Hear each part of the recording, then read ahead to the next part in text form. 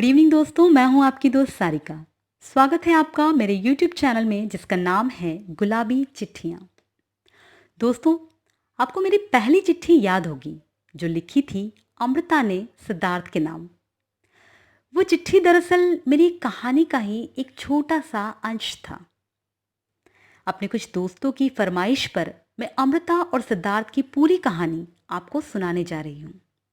कहानी का नाम है पारिजात की खुशबू और उसकी लेखक है सारिका गुप्ता, यानी कि मैं। कहानी शुरू करने से पहले मैं आपसे गुजारिश करना चाहती हूँ कि अगर आपको हमारा चैनल पसंद आता है और आप चाहते हैं कि हमारी चिट्ठियाँ और कहानियाँ आप तक यूं ही पहुँचती रहे, तो हमारे चैनल को लाइक और सब्सक्राइब ज़रूर करें। हमारे वीडियोस के बारे में आपके विचार कमेंट बॉक्स में ज़रूर लिखें। तो आइए सुनते हैं कहानी पारिजात की खुशबू। हर सुबह दरवाज़ा खुलते ही लॉन में सज रहा पारिजात के फूलों का बिछौना जैसे मुझे गुड मॉर्निंग कहता। मैं पलके झुकाए मुस्कुरा कर रह जाती, जैसे किसी ने मुझसे अपने प्यार का इजहार किया हो।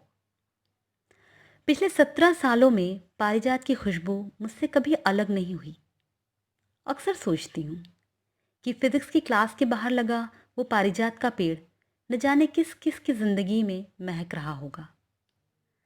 सुबह 7 बजे की क्लास होती थी हमारी और सीढ़ियों से पहले रात भर झरे पारिजात के फूलों का बिछौना हमारा स्वागत करता था। पूरा क्लासरूम महका महका रहता था। सिद्धार्थ से पहली मुलाकात इसी क्लास में हुई थी। मुलाकात तो खैर कभी हुई ही नहीं, लेकिन वहाँ मैंने पहली बार सिद्धार्थ को देखा था और बाद में भी बस देखती ही रही। सिद्धार्थ क्लास का सबसे होशियार लड़का था, बेहद तेज और गंभीर। सांवला रंग, ऊंचा कद, चौड़े कंधे, हल्के घुंघराले से बाल और बहुत सारी बुद्धिमत्ता के साथ उसका व्यक्तित्व बहुत ही आकर्षक लगता था। सिद्धार्थ के बारे में मुझे सब कुछ पसंद था, इसलिए उसकी हर बात मेरी पलकों में कैद थी। फिर चाहे उसके बैठने का अंदाज हो या बात करने का, उसकी नीली चेक्स वाली शर्ट हो या फिर उसका चश्मा। बाकी लड़कियां किसी बहाने उससे बात कर लिया करती थी, लेकिन नोट्स वगैरह के बहाने बात करना मुझे कुछ बेतुका सा लगता था और कोई दूसरा बहाना मेरे पास था नहीं, इसलिए कभी उससे बात ही नहीं कर पाई। साल भर की क्लास में मैंने उससे एक बार भी बात नहीं की, लेकिन उसकी सूरत मेरी आंखों में दिखाई देती थी। हॉस्टल की सारी लड़कियां ये बात जानती थी। वो सिद्धार्थ के नाम से मुझे छेड़ती भी थी और मैं बस मुस्कुरा कर रह जाती। फिर एक दिन आया जब उसने मुझसे बात करने की कोशिश की।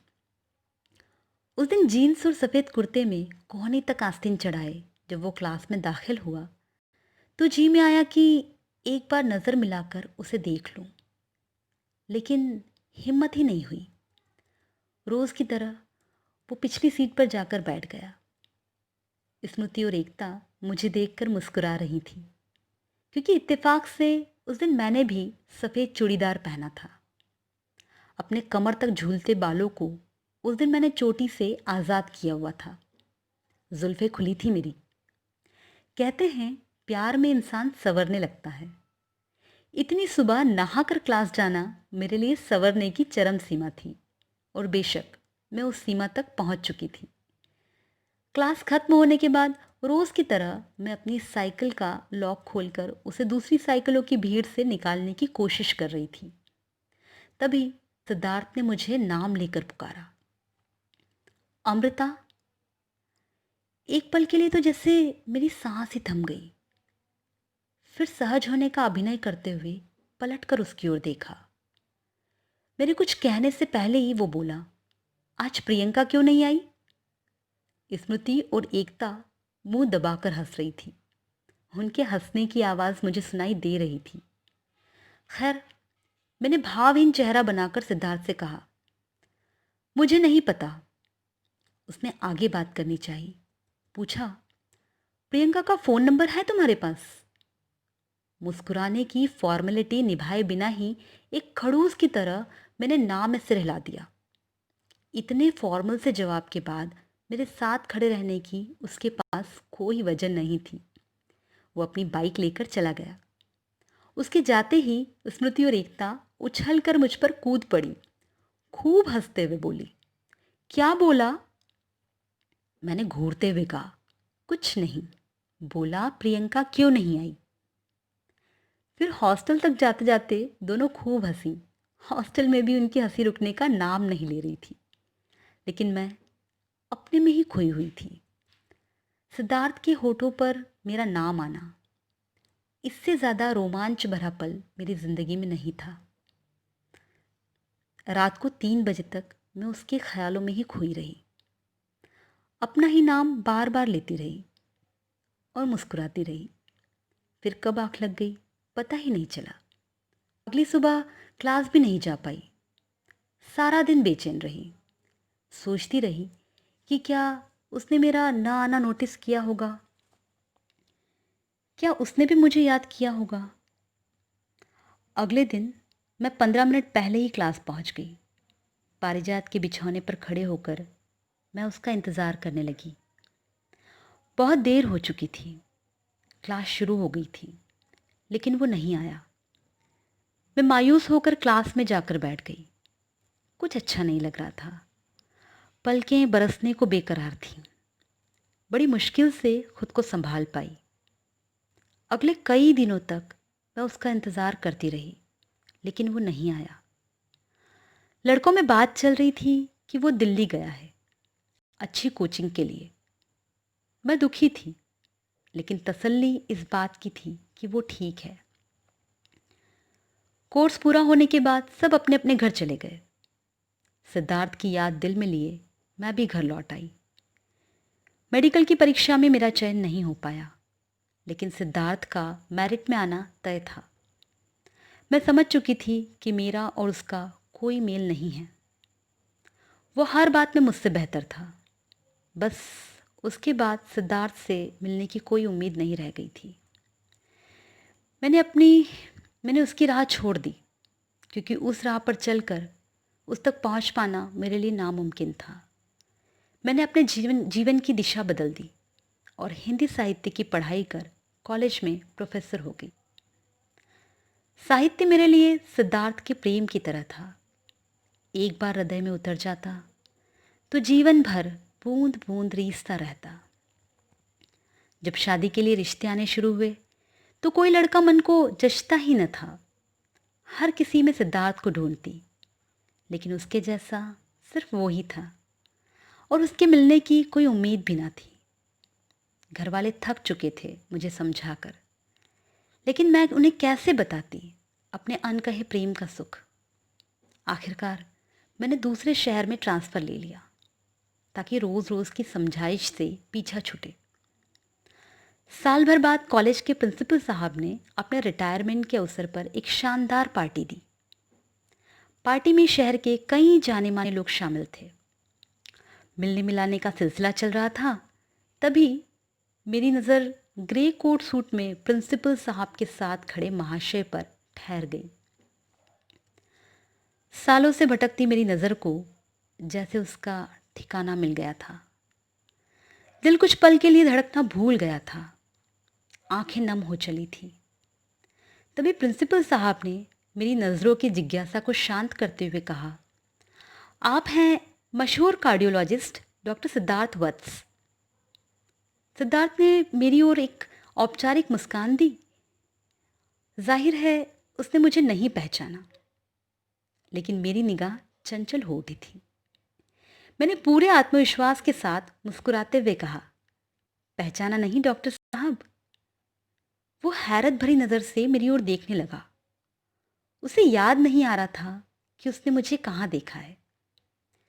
मैंने भी उसे सस्पेंस में छोड़ दिया और कहा, याददाश्त पर जोर दीजिए, शायद पार्टी खत्म होने तक कुछ याद आ जाए। मैं कॉलेज के स्टाफ के साथ बातचीत में मशगूल हो गई और सिद्धार्थ सबसे नज़रें बचाकर मुझे देखकर याद करने की कोशिश कर रहा था। मैं मन ही मन मुस्कुरा रही थी। पार्टी खत्म होने से पहले मैं वहाँ से निकल आई, वो भी सिद्धार्थ से मिले बगैर। अगली सुबह सिद्धार्थ का फोन आया। शरारत भरी आवाज में बोला, पहचान गया मैडम, वो साइकिल वाली लड़की अमृता।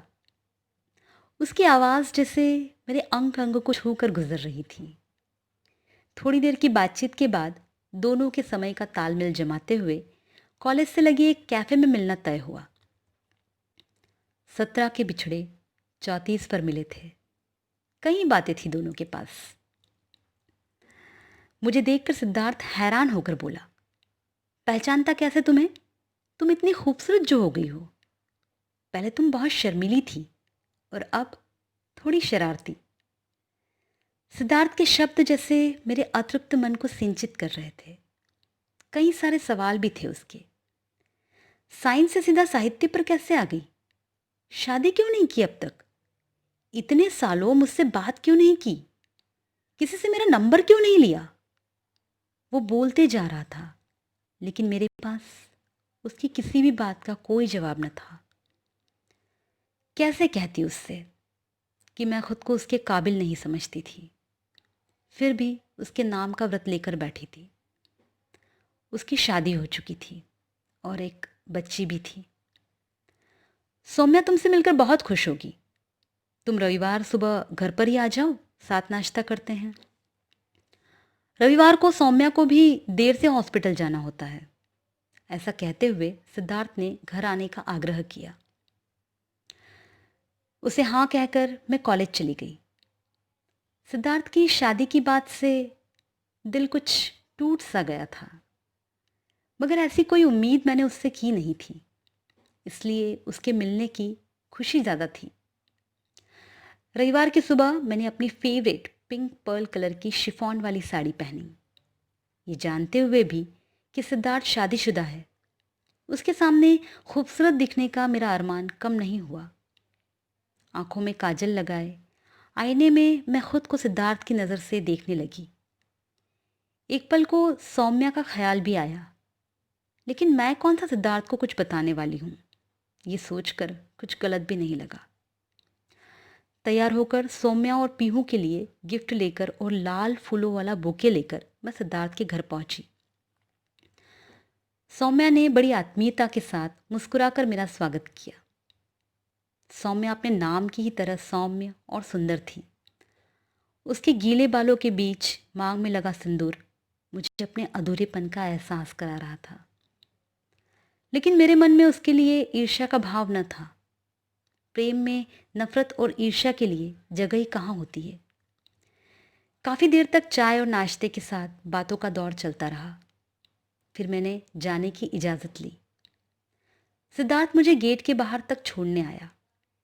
गेट के बाहर पारिजात के पेड़ से झरे फूल बिखरे पड़े थे। दूसरी मुलाकात में ही मैं और सिद्धार्थ एक दूसरे के साथ सहज हो चुके थे। अचानक सिद्धार्थ ने मजाक करते हुए कहा कि तुम मेरे लिए बुके लाई ना, ये लो तुम्हारा रिटर्न गिफ्ट। कहते हुए उसने ज़मीन से कुछ फूल उठाकर मेरी हथेली पर रख दिए। उसके स्पर्श से मैं ठहर सी गई। उस पल जैसे उसने मेरे अस्तित्व को छू लिया था। एक पल को मेरी सांसें थम गई। मैं उसे एकटक देखने लगी। आंखों का काजल छलकने लगा था। उसकी नज़रें मेरे चेहरे पर ठहर गई। वो एकटक मुझे देखता रहा। मेरी आंखों से जैसे उसने सब कुछ जान लिया था। मेरा प्रेम अनकहा न रहा। हम दोनों के बीच अब सिर्फ मर्यादा की एक रेखा थी, जिसके उस पार सिद्धार्थ का हंसता खेलता परिवार था। मैंने अपनी पलकें झुका ली। हम दोनों चुप थे। प्रेम की भीनी खुशबू को पहली और आखिरी बार हम दोनों ने साथ महसूस किया था। एक ही पल में मेरे जीवन का खालीपन भर चुका था, दर्द से, खुशबू से और उसके स्पर्श के एहसास से।